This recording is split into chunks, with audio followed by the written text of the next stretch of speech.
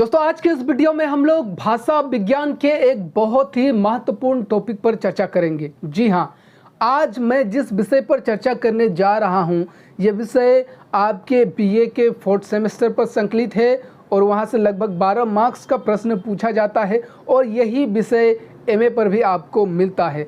तो अगर आप एमए और बीए के हिंदी विद्यार्थी हैं तो ये वीडियो आप लोगों के लिए बहुत ज़्यादा उपयोगी रहने वाला है। क्यों?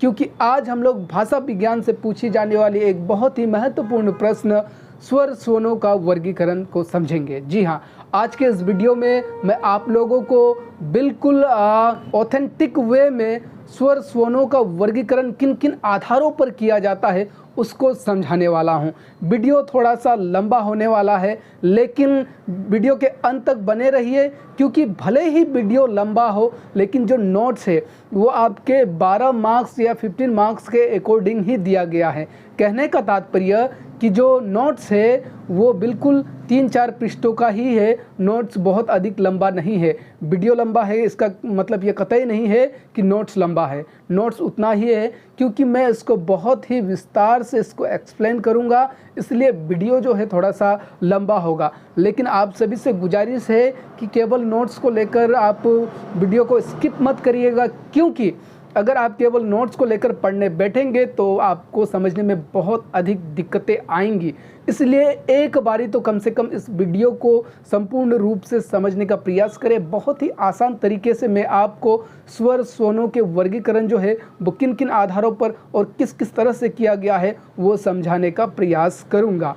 और अगर आपको ये जो नोट्स आपको दिया जा रहा है इसका पेड पीडीएफ चाहिए तो आप दिए गए नंबर 9612743507 पर आप व्हाट्सएप करके ले सकते हैं। वहीं अगर आपको भाषा विज्ञान के कुछ अन्य विषयों पर, जैसे भाषा की प्रवृत्ति क्या है, ठीक है, भाषा की शाखाओं से, अन्य शाखाओं से संबंध, उन सब विषय पर वीडियो की आवश्यकता है तो मेरे चैनल के प्लेलिस्ट पर जाकर वहां पर आप लोग देखिएगा। कुछ कुछ विषय पर ऑलरेडी मैंने वीडियो बनाया हुआ है और बहुत जल्दी जिस पर नहीं बनाया है उस पर भी बनाऊंगा। आज हम लोग स्वर स्वनों के वर्गीकरण पर चर्चा करेंगे और अगले किसी अन्य वीडियो पर हम लोग व्यंजनों के वर्गीकरण पर भी चर्चा करेंगे। यह प्रश्न बहुत महत्वपूर्ण है, यहाँ से एग्जाम में प्रश्न जो है वो अवश्य पूछी जाती है। तो चलिए आज के विषय को शुरू करने से पहले हम लोग ये समझते हैं कि जो स्वर स्वनों का वर्गीकरण है ये एक तो आपके भाषा विज्ञान के अंतर्गत आती है और भाषा विज्ञान के अंदर में भी जो ध्वनि विज्ञान है, ठीक है, क्या है, ध्वनि विज्ञान, जिसको स्वन विज्ञान भी कहा जाता है, तो उसका एक महत्वपूर्ण टॉपिक है।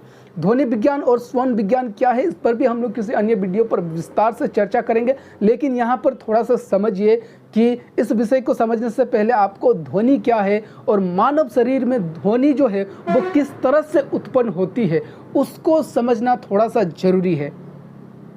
तो इसलिए मैं आपको बहुत ही संक्षिप्त में और शॉर्ट में समझाने का प्रयास करता हूं कि जो हमारे मानव शरीर से मानव जो ध्वनि को निकालते हैं वो ध्वनि को निकालने में मानव के शरीर के किस किस अंगों का योगदान है, मतलब कि कौन कौन सा अंग जो है, शारीरिक अंग जो है वो क्या क्या रोल प्ले करते हैं, इसको थोड़ा सा समझिए। देखिए आप सभी को पता है हम जो भी ध्वनि निकालते हैं उस ध्वनि के उत्पन्न होने में सबसे अधिक रोल प्ले जो है वो हमारे फेफड़े करते हैं, जिसको अंग्रेजी में लंग्स कहा जाता है। आप सभी को पता है हम ऑक्सीजन लेते हैं, ठीक है, हम हवा लेते हैं और वो हवा जो है हमारे नासिका से होते हुए, ठीक है, अब हमारे ये जो गले है इस गले में भी 2 पाइपलाइन है, ठीक है। एक पाइपलाइन को भोजन नली कहा जाता है, जिससे जो भी हम खाते हैं वो उस भोजन नली से होते हुए हमारे अमाशय तक, हमारे पेट तक जाती है।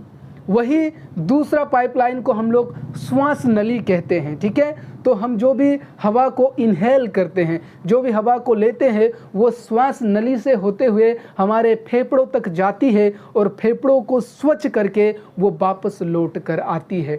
और जब वो वापस लौट कर आती है तो उसका घर्षण जो है हमारे कंठ पर, जिसको अंग्रेजी में वोकल कॉर्ड कहा जाता है या फिर एडम एप्पल भी कहा जाता है, इस पर उसका घर्षण होता है और वहाँ से ध्वनि उत्पन्न होती है। और वही श्वास जब मुंह पर जो ध्वनि उत्पन्न हुई, जब वो हमारे मुंह पर आती है तो उस मुंह पर आए गए ध्वनि को हम मुंह को हिला डुला कर, ठीक है, इसमें प्रतिक्रिया करके हम उसको मनचाहा क्या कहते हैं, ध्वनि देते हैं, मनचाहा ध्वनि देते हैं। जैसे अगर मैं कहूँ कि आप कब आ रहे हैं, ये एक वाक्य है, मैंने कहा क्या कि आप कब आ रहे हैं, तो जो हमने सांस इनहेल किया वो फेफड़ों से होकर आई और वोकल कॉर्ड पर घर्षण होकर इससे एक ध्वनि उत्पन्न हुई, और वही ध्वनि को हमने अपने जीभा और ये जो हमारे यहाँ पर जो काकल है, जिसको हम लोग इबोला कहते हैं अंग्रेजी से, ठीक है, इबोला के माध्यम से, जीभा के माध्यम से, मुंह के ओष्ठ के माध्यम से हमने उस ध्वनि को एक वाक्य दे दिया, एक मनचाहा आकार दे दिया। अगर हम इनका प्रयोग नहीं करेंगे तो जो ध्वनि निकलेगी उसका उच्चारण कैसे होगा, आप इसको देखिए, आ, तो मैं इसको, ये केवल एक ध्वनि ही बनकर निकल जाएगी, मैं इसको मनचाहा आकार नहीं दे पाऊंगा।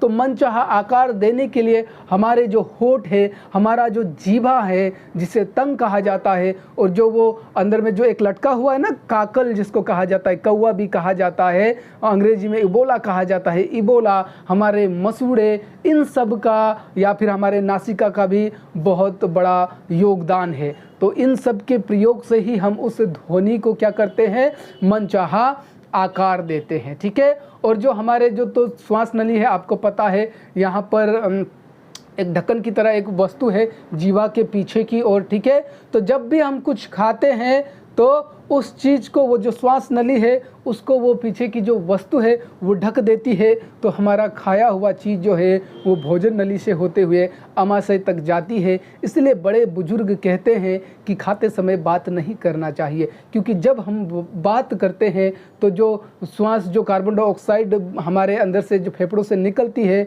उसके निकलने के लिए वो जगह खुल जाता है और खाना भी जा रहा होता है, तो कभी कभी खाना जो है वो फेफड़ों में चली जाती है और बहुत बुरी हालत हो जाती है। तो उम्मीद करता हूँ ध्वनि उत्पन्न होने के पीछे ये जो कुछ महत्वपूर्ण हमारे जो शारीरिक अंग है उसको आप समझ पाए होंगे।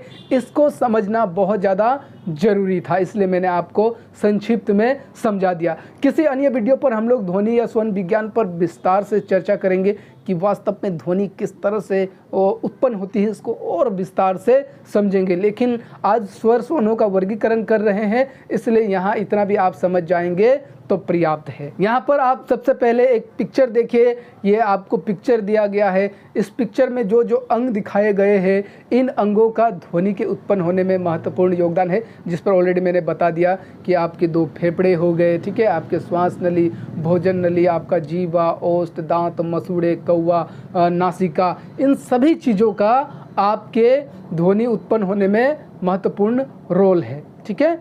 तो इस पिक्चर को आप लोग देख लीजिए।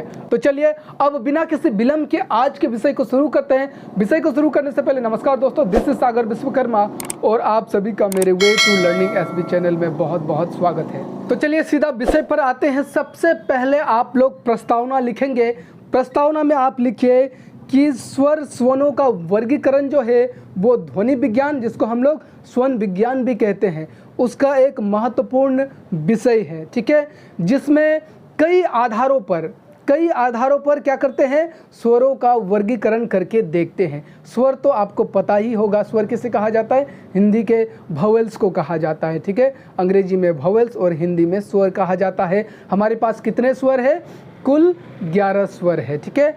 स्वर और व्यंजन को किस तरह से उच्चारण किया जाता है, इसको अगर आपको ठीक से पता नहीं है, स्वरों को, व्यंजन को किस तरह से उच्चारित किया जाए पता नहीं है, तो मेरे ही चैनल पर ऑलरेडी वीडियो अपलोडेड है, उसको अवश्य देख लीजिएगा। ऐसा मत सोचिए कि मैं BA MA का स्टूडेंट हूँ, मैं भला स्वर और व्यंजन के वीडियो जो है वो क्यों देखूँ। भाई, हमारे जो वर्तनी में जो अशुद्धियाँ आती हैं, गलतियाँ होती है, वो दरअसल क्यों होती हैं, क्योंकि हम स्वर व्यंजनों का सही से उच्चारण करना नहीं जानते हैं, इसलिए वर्तनी में जो गलतियां हैं, जो त्रुटियां हैं, वो आती है। अगर आप स्वर और व्यंजनों को सही से उच्चारण करना सीख जाएंगे तो ये जो वर्तनी में जो गलतियां आती है या बोलने में जो गलतियां आती है वो होंगी नहीं, वो ना के बराबर होंगी। इसलिए उस वीडियो को भी आप लोग अवश्य एक बार देख लीजिएगा, ठीक है।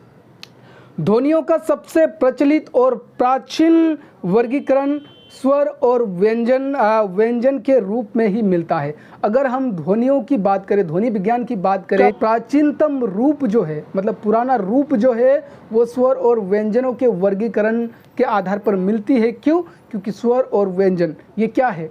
ध्वनि है। दरअसल हम जितने भी अल्फ़ाबेट्स पढ़ते हैं, मैंने आपको ध्वनि संप्रदाय वाले वीडियो में भी बताया था कि जो भी अल्फ़ाबेट्स हम पढ़ते हैं, जिसको हिंदी में अक्षर कहा जाता है, दरअसल ये क्या है? एक प्रकार का सिंबल है, एक प्रकार का चिन्ह है, और प्रत्येक सिंबल के, प्रत्येक चिन्ह का अपना अपना निर्धारित जो है वो ध्वनि है। मतलब कि each alphabets have their specific sound. ये एक प्रकार से सिंबल है और दूसरी प्रकार से ये एक ध्वनि है। तो स्वर और व्यंजनों के वर्गीकरण के आधार पर हम लोगों का ध्वनि का जो प्राचीनतम रूप जो है वो देखने को मिलता है। स्वर और व्यंजन के जो अंतर के संकेत है वो भारत के इतिहास में बहुत पहले से मिलता आ रहा है, लेकिन इसका वास्तविक और व्यवस्थित रूप से, स्पष्ट रूप से जिक्र जो है वो महाव्यासकार पतंजलि में मिलता है। महाव्यासकार पतंजलि, ठीक है, ये एक बुक है, एक ग्रंथ है, उसमें मिलता है। वहाँ पर उन्होंने लिखा है कि स्वयं राजन्ते स्वरा अनुवग भवति व्यंजन मिति। ठीक है, ये एक श्लोक है, इसको लिखिए, क्योंकि ये लिखेंगे तो आपको अधिक मार्क्स मिलेगा। ठीक है, इसका मतलब क्या है कि स्वर जो है वो स्वतंत्र है। स्वर क्या है? स्वतंत्र है। वही व्यंजन जो है वो स्वरों पर आधारित होती है। आप लोग पहले से जानते होंगे कि स्वर का उच्चारण स्वतंत्र रूप से होता है और वही व्यंजन जो है वो स्वरों के सहारा से उसका उच्चारण जो है वो किया जाता है। इतना लिखने के बाद फिर आगे आप स्वरों की परिभाषा लिखिए। देखिए, बहुत ही ऑथेंटिक वे में हम लोग नोट्स को लिखते जाएंगे। स्वर की परिभाषा को आप लिखिए।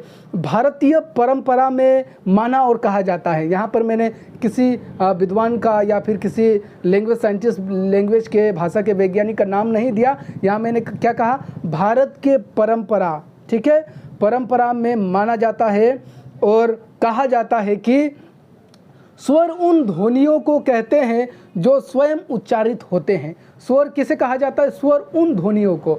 Vowels are those sound. स्वर उन साउंड को कहा जाता है जो स्वयं उच्चारित होते हैं। मतलब कि उसको प्रोनाउंस करने में, उसको उच्चारित करने में किसी प्रकार का अवरोध नहीं होता है। स्वतंत्र रूप से फ्रीली उसको उच्चारित किया जाता है। इसके विपरीत, इसके बिल्कुल अपोजिट, व्यंजन उन ध्वनि को कहते हैं जो स्वर के सहायता से उच्चारित होती है। वही व्यंजनों की बात करें अंग्रेजी में जिसे कंसोनेंट कहा जाता है। ठीक है, तो वो स्वरों के मिलने से, स्वरों के मेल से, स्वरों के सहायता से वो उच्चारित होते हैं। उसका प्रोनाउंसिएशन जो है वो स्वरों के मेल से होता है। तो इस तरह से हम कह सकते हैं। अब फिर मैं खुद से कह रहा हूँ, ये मेरी परिभाषा है कि स्वर जो है वो वर्णों की सबसे छोटी इकाई है। मतलब कि अल्फ़ाबेट्स की सबसे छोटी यूनिट है। कौन? स्वर। जो वोवेल्स है वो अल्फ़ाबेट्स की सबसे छोटी इकाई है।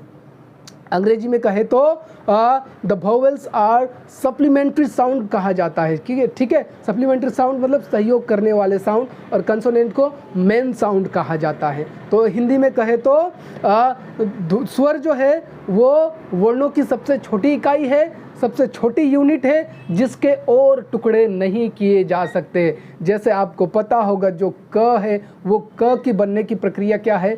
क के नीचे हलंत लगेगा, फिर प्लस अ, तब जाकर बनता है क। ठीक है, लेकिन जो अ है या फिर जो आ है, ठीक है, इसके और टुकड़े नहीं किए जा सकते। इसको हम लोग और डिवाइड नहीं कर सकते, क्योंकि ये ऑलरेडी अल्फ़ाबेट्स की सबसे छोटी यूनिट है। इसके और टुकड़े नहीं होते हैं। और इसका जो उच्चारण है, स्वरों का उच्चारण जो है वो स्वतंत्र रूप से होता है।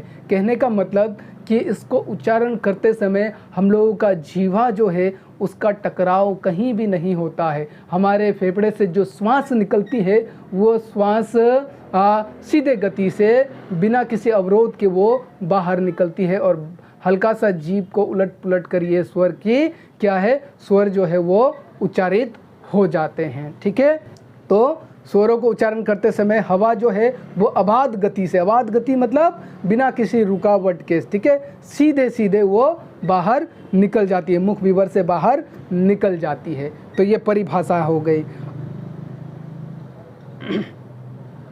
आगे फिर लिखे कि स्वर ध्वनियाँ एक प्रकार की गूंज है। ये एक प्रकार की क्या है, जो स्वर ध्वनियाँ है वो एक प्रकार की गूंज है।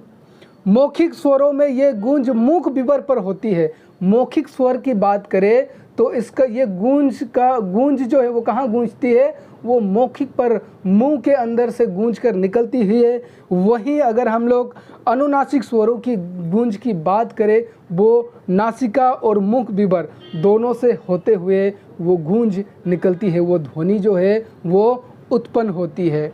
यह स्वर नीचे के जबड़ा, जीभ, कौवा, ओष्ठों आदि के स्थिति पर निर्भर करती है। और ये जो स्वर है, और केवल स्वर ही क्यों, जितने भी ध्वनियाँ हैं वो हमारे नीचे के जबड़ा, जिसे हम लोग चल कहते हैं, ठीक है, ऊपर का जबड़ा अचल है, ये चलता नहीं है, हिलता केवल नीचे का जबड़ा है, ठीक है। तो ये नीचे का जबड़ा और जो हम लोगों का जीवा है, जो तंग है, और जो कौवा है जिसे बोला कहा जाता है, ठीक है, और जो हमारे ओष्ठ हैं, इन सब के स्थिति के आधार पर, स्थिति मतलब कि इन सब की स्थिति क्या है, इसके आधार पर ये जो स्वर है या फिर जो ध्वनि है वो उत्पन्न होती है। और वही मात्रा जो है इस बात पर निर्भर करती है कि हम लोग मात्रा भी पढ़ते हैं ना, तो मात्रा इस बात पर निर्भर करती है कि कौन सी मात्रा, कौन सी स्वर की मात्रा जो है वो कितने देर तक, ठीक है, कितने समय तक उसको उच्चारित किया जाएगा, मतलब समय के आधार पर वो आधारित होती है। चलिए, इतना लिखने के बाद अंतिम लाइन लिखिए कि अब आगे स्वर स्वनों का वर्गीकरण जो है वो विभिन्न आधारों पर, कई आधारों पर, ठीक है, कहीं ओष्ठ के आधार पर, कहीं कंठ के आधार पर, कहीं जीभा के आधार पर, विभिन्न आधारों पर निम्नलिखित है। एक एक करके पॉइंट वाइज पॉइंट वो निम्नलिखित हैं। चलिए, अब यहाँ पर और एक पिक्चर दिया गया है, इस पिक्चर को देख लीजिए, अगर संभव हो तो इसको बनाना सीख लीजिए और इसको आपके परीक्षा में बना भी दीजिए। अगर आप इस पिक्चर को बनाएंगे तो आपको बहुत अधिक मार्क्स जो है वो मिलेगा। जो एग्ज़ामिनर है, जो परीक्षक है, वो जान जाएगा कि बच्चे ने बहुत ही अच्छे तरीके से इस विषय को तैयार किया हुआ है। दरअसल ये जो पिक्चर दिख रहा है वो कुछ और नहीं, हम लोगों का जो मुंह है उस मुंह का पिक्चर ही है। यहाँ पर आप लोग देख रहे होंगे कि इस तरह से एक ऊपर में एक एरो खींचा गया है, ठीक है, इस तरह से एक लाइन दिया गया है। उस लाइन पर आगे लिखा है अग्र, फिर लिखा है मध्य, फिर लिखा है पश्च। अग्र का मतलब होता है आगे। सबसे पहले तो ऊपर देखिए आप समृद्ध देख रहे होंगे, समृद्ध का मतलब होता है घेराव, ठीक है। तो हम लोगों का ये जो ऊपर का जो जबड़ा है, ठीक है, उस जबड़े, वो जबड़े कुछ इस प्रकार की है, ठीक है, कुछ इस प्रकार की है। तो ये जो घेराव है इसको समृद्ध कहा जाएगा। और इस घेराव का जो पहला वाला जो भाग है, ऊपर का जो पहला वाला भाग है, इसको अग्र कहा जाएगा। और बीच वाला जो पोर्शन है, बीच वाला जो जगह है उसको मध्य कहा जाएगा। और पीछे वाला जो जगह है उसको पश्च कहा जाएगा। और वही स्थिति फिर नीचे भी रहेगी, ठीक है, नीचे के जबड़े में भी पहला वाला भाग अग्र, बीच वाला मध्य, पीछे वाला पश्च कहा जाएगा। लेकिन ऊपर वाला को समृद्ध कहा जाएगा, जो जिसमें घेराव है, ठीक है, एक प्रकार से घेराव है। और नीचे वाला विवृत होता है, जिसको विवृत कहा जाता है। विवृत का मतलब जो खुला हुआ है, इसमें किसी प्रकार का घेराव जो है वो नहीं है। अब यहाँ पर आपको डिटेल से दिया गया है कि कौन सा जो स्वर है उसका उच्चारण में हम लोगों का जीवा कौन सा जगह पर जाता है, ठीक है, जीवा की जो स्थिति होती है वो कहाँ पर होती है, वहाँ पर आपको डिटेल से बताया गया है। देखिए, अब वही इस पिक्चर के थोड़े नीचे पे आपने देखा होगा अर्ध समृद्ध कहकर लिखा है। अर्ध का मतलब आधा, मतलब कि ये जो समृद्ध है, जो घेराव है, उससे थोड़ा सा नीचे, तो इसको आधा समृद्ध कहा जाएगा। मतलब कि इसमें मुंह का जो आधा घेराव है वो दिख रहा है। और वहीं विवृत के थोड़ा सा ऊपर में अर्ध विवृत, मतलब कि विवृत के थोड़े से ऊपर वाले स्थान को हम लोग अर्ध विवृत कहेंगे। आशा करता हूँ आपको समझ में आया होगा। अब इसके अकॉर्डिंग यहाँ पर ऑलरेडी पूरा दिया गया है कि जिस तरह से ई और ई, तो इसका उच्चारण जो है वहाँ कहाँ पर हो रहा है, एक तो समृद्ध वाले स्थान पर और वो अग्र पर है, ठीक है।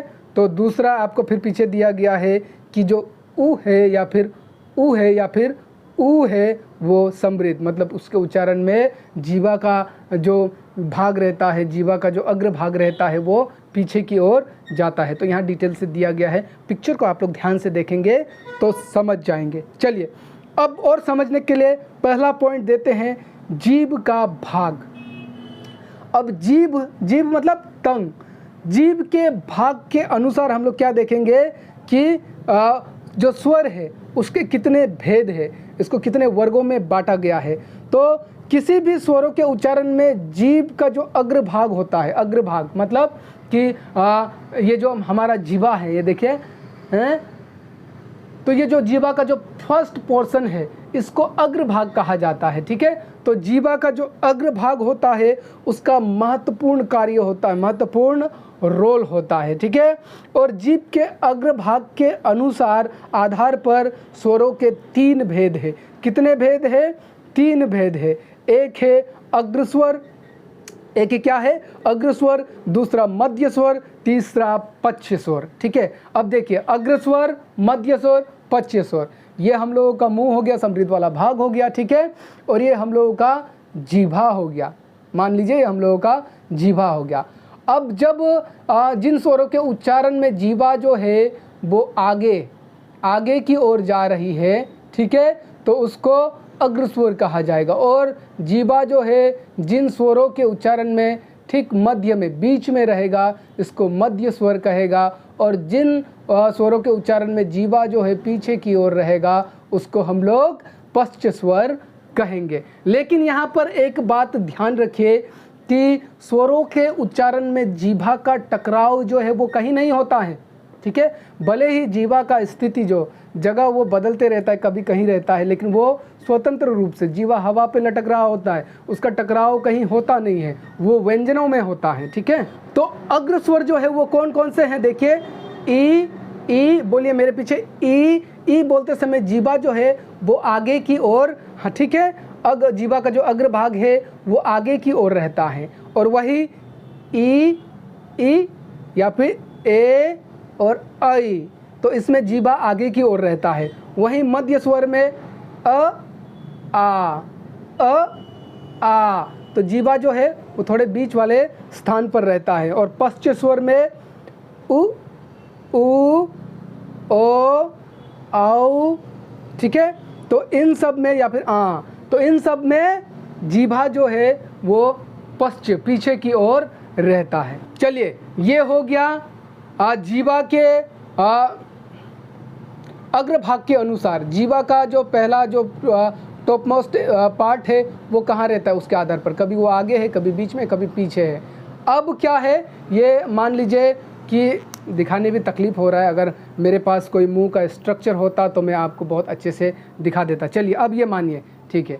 अब अगला जो है जीभ के व्यवहृत भाग के आधार पर, ठीक है, ये हम लोगों का मुंह मान लीजिए, ये ऊपर का समृद्ध वाला है, ये विवृत है। मैंने क्या कहा था कि ये बीच वाला जो है वो क्या है, अर्ध समृद्ध, और फिर विवृत से थोड़ा ऊपर वाला अर्ध विवृत।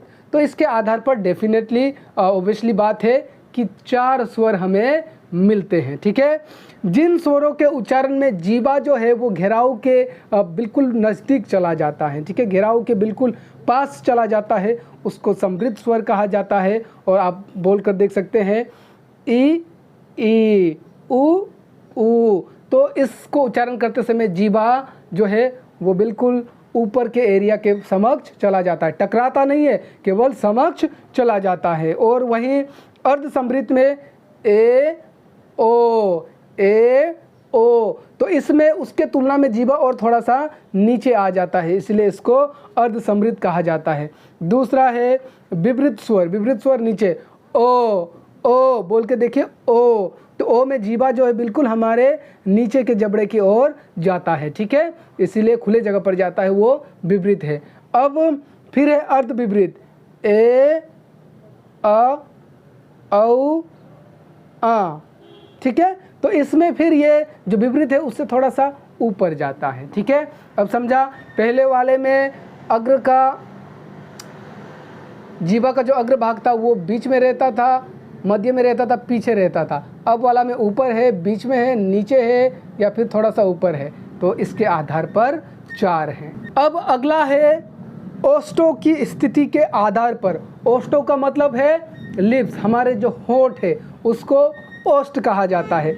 अब उसके स्थिति के आधार पर, इसके स्थिति के आधार पर भी स्वरों की बात करें तो स्वरों को 2 वर्गों में बांटा गया है, एक वृत्तमुखी, दूसरा अवृत्तमुखी। वृत्तमुखी का मतलब होता है गोलाकार। जिन स्वरों के उच्चारण में हम लोगों का ये जो दोनों लिप्स है, अपर और लोअर जो लिप्स है, इसका आकार बिल्कुल गोल हो जाता है, ठीक है।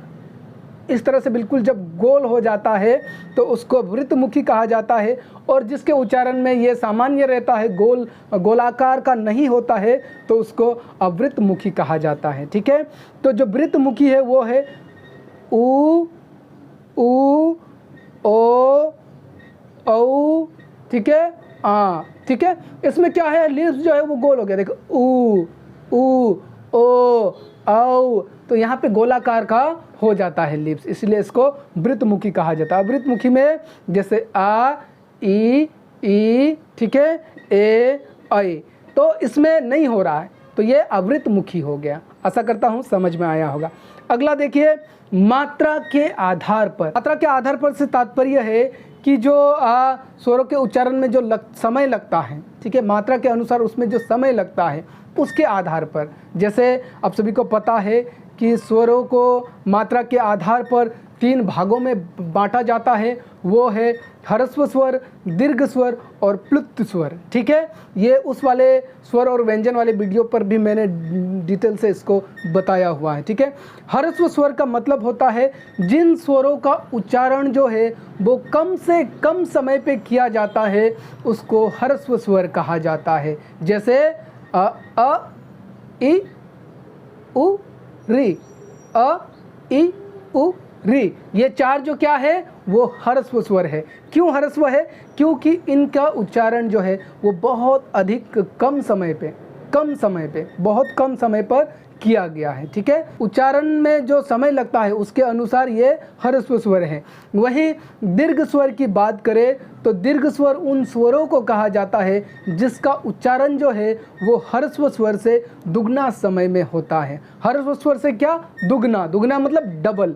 अगर आपको ह्रस्व स्वर को उच्चारण करने में 1 सेकंड का समय लगा तो दीर्घ स्वर को उच्चारण करने में आपको बिल्कुल इसका डबल 2 सेकंड का समय लगेगा। जैसे आ, ठीक है। तो यहाँ देखा, अ को 1 सेकंड का समय लगा, आ को 2 सेकंड का समय लगा, ठीक है। तो आ, ई, उ, ए, ऐ, ओ, औ, ये क्या है? ये दीर्घ स्वर है, ठीक है। टोटल हमारे पास 11 स्वर है, 11 में से 4 ह्रस्व स्वर है और बाकी जो 7 है वो क्या है? वो दीर्घ स्वर है। अब अगला आता है प्लुत स्वर। प्लुत स्वर का मतलब है कि जिन स्वरों के उच्चारण में दीर्घ स्वर से भी अधिक समय लगे। अब देखिए, दीर्घ जो स्वर है उससे भी अधिक जिन स्वरों के उच्चारण में समय लगता है, टाइम लगता है, उसको हम लोग प्लुत स्वर कहेंगे। प्लुत स्वर जो है वो लुप्त से बना है। लुप्त का मतलब होता है गायब। हिंदी में इसका प्रयोग प्रायः ही होता है, बहुत कम या फिर ना के बराबर होता है। लेकिन जो हम लोग संगीत गाते हैं इसमें इसका प्रयोग होता है। जब हम लोग किसी दूर के पर्सन को, दूर के लोगों को पुकारते हैं उस समय इसका प्रयोग हो जाता है, ठीक है। इसका घोतक है, एस जैसा सिंबल है। देखिए, घोतक का मतलब सिंबल या चिन्ह को कहा जाता है, ठीक है। एक उदाहरण दिया गया है, जैसे ओम।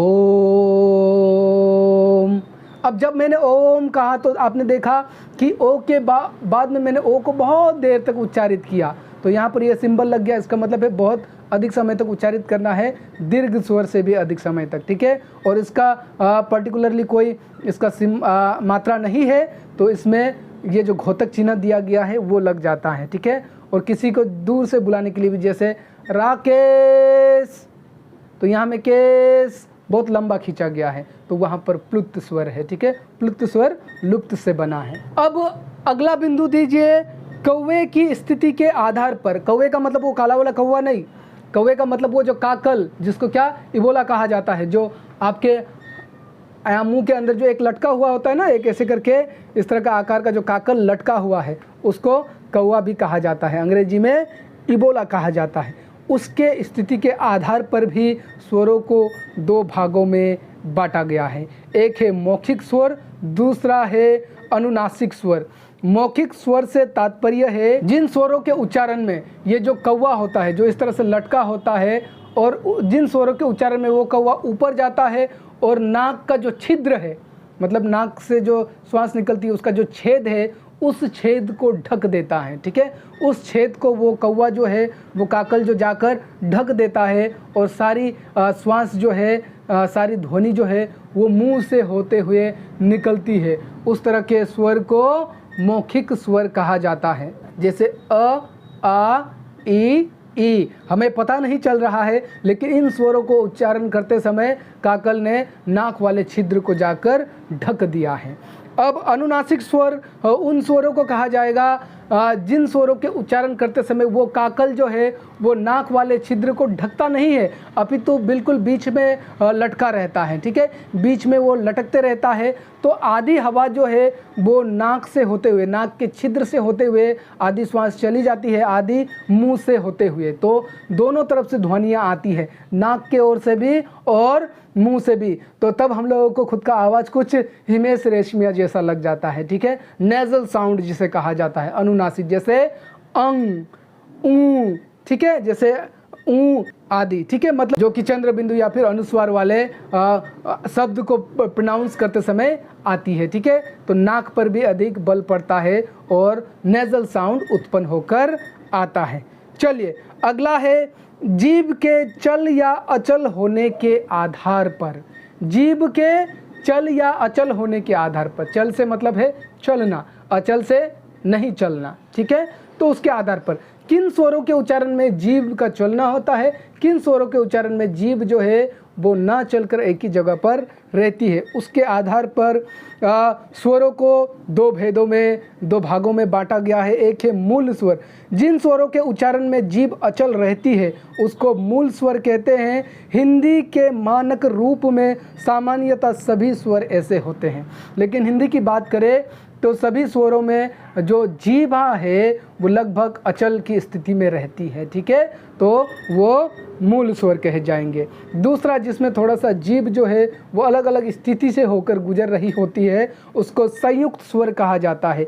ऐसे स्वर जिनके उच्चारण में जीभ एक स्वर से चलकर दूसरी स्वर की स्थिति में जाती है, मतलब कि एक स्वर की स्थिति से दूसरी स्वर की स्थिति में जा रही है। यहाँ पर एक उदाहरण दिया है, जैसे ए को अगर उच्चारण करना होगा, ऐ को अगर उच्चारण करना होगा तो इसके उच्चारण में जीभ जो है पहले तो वो अ की स्थिति में आएगी, फिर वो ई की स्थिति से होते हुए जाएगी। ठीक है, तो यहाँ पर जीभ जो है वो चल रहा है, इसीलिए इसको संयुक्त स्वर कहा जाता है।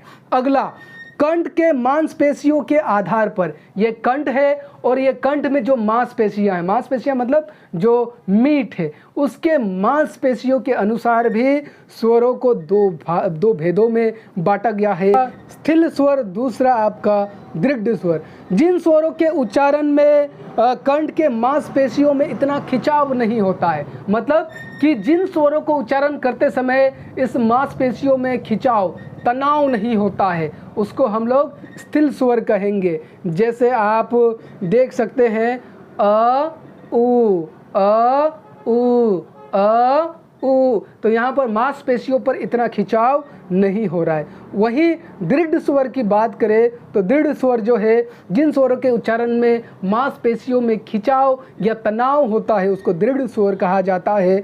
जैसे आप उदाहरण के लिए देख सकते हैं ई, ई, ई। ठीक है, ई, इसको इस तरह से प्रोनाउंस किया जाएगा ऊ, ऊ, तो मांसपेशियों पर खिंचाव आ रहा है, तनाव आ रहा है।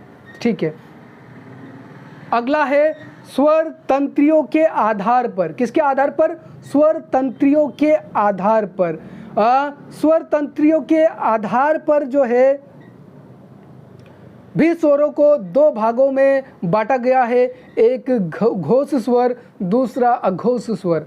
स्वर तंत्रियों के आधार पर मतलब कि स्वरों में जो अंगों का प्रयोग होता है उसके आधार पर, जितने भी अंग है उसके आधार पर एक घोष, दूसरा अघोष। हिंदी की बात करें तो, और केवल हिंदी की नहीं अन्य भाषा की भी, प्राय सभी भाषाओं में ज़्यादातर जो सभी स्वर होते हैं वो अघोष होते हैं।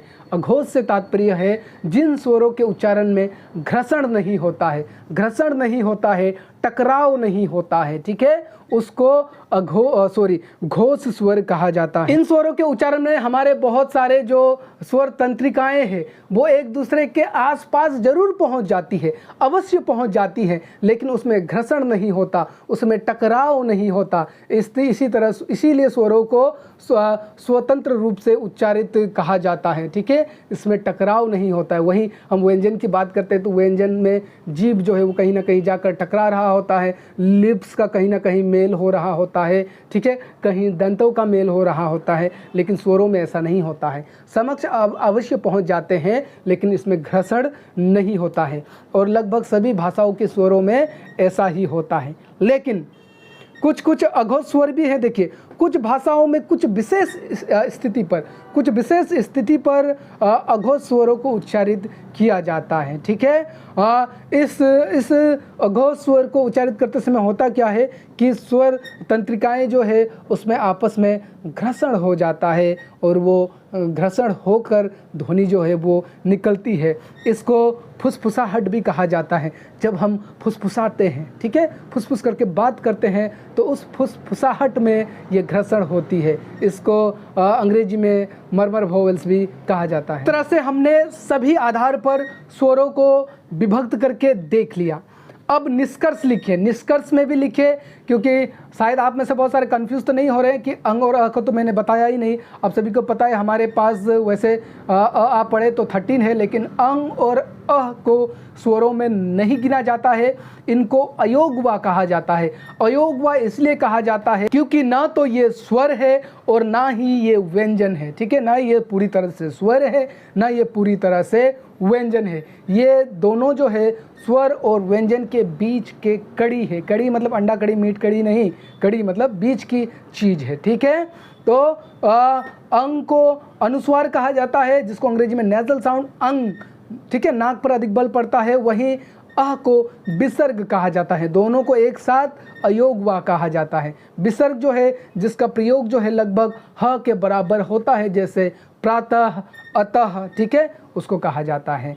ये भी मैंने आपको बताना जरूरी समझा, इसलिए निष्कर्ष में इन दोनों को भी हमने लिख दिया। फाइनली अगर आप इतना लिख कर आएंगे आपकी परीक्षा में, अगर आपने मान लीजिए कि स्पेलिंग मिस्टेक बहुत कम किया है, ठीक है, तो आपको डेफिनेटली अगर 12 मार्क्स का है तो 12 मार्क्स पक्का मिलेगा, 15 मार्क्स का है तो 15 मार्क्स पक्का मिलेगा, अगर आपने इस तरह से व्यवस्थित रूप में इसको लिख दिया तो, ठीक है। उम्मीद करता हूँ स्वर स्वरों का वर्गीकरण आपको समझ में आया होगा। मैंने प्रयास किया बहुत ही आसान भाषा में आसान तरीके से आपको समझाऊं और ऐसी उम्मीद करता हूं आपको समझ में आया होगा। इस वीडियो को देखने के बाद आपको दूसरा स्वरों का वर्गीकरण को लेकर अन्य वीडियो देखने की आवश्यकता ना पड़े। दोस्तों, अगर आपको इसका पेड PDF चाहिए तो आप दिए गए नंबर पे व्हाट्सएप करके आप इसका पेड PDF ले सकते हैं, ठीक है। और दोस्तों, अब तक अगर आपने मेरे चैनल को सब्सक्राइब नहीं किया है तो चैनल को सब्सक्राइब करिए। मेरा टीचिंग स्टाइल अगर आपको पसंद आता है और अगर आप मुझे फाइनेंशियली सपोर्ट करना चाहते हैं, देखिए मुझे फाइनेंशियली सपोर्ट की बहुत ज़्यादा आवश्यकता है, ठीक है, तो आप मुझे YouTube थैंक्स के ऑप्शन पर जाकर सबसे छोटी भेंट आपके प्यार के तौर पर, गुरु दक्षिणा के तौर पर आप मुझे दे सकते हैं, ठीक है। वीडियो पसंद आए तो लाइक कमेंट करना, कुछ पूछना हो, कुछ सुझाव हो या अन्य टॉपिक पर डिमांड हो तो आप मुझे कमेंट करिए। सब्सक्राइब करके बेल आइकन को दबाकर ऑल पर क्लिक भी अवश्य कर दे, ताकि इसी तरह का इम्पोर्टेंट वीडियो का नोटिफिकेशन जो है वो आपको मिलता रहे। वीडियो को अपने दोस्तों को शेयर भी करिए। मिलते हैं बहुत जल्दी किसी अन्य विषय के साथ, तब तक के लिए मुझे दीजिए इजाज़त। जय हिंद, जय भारत, नमस्कार।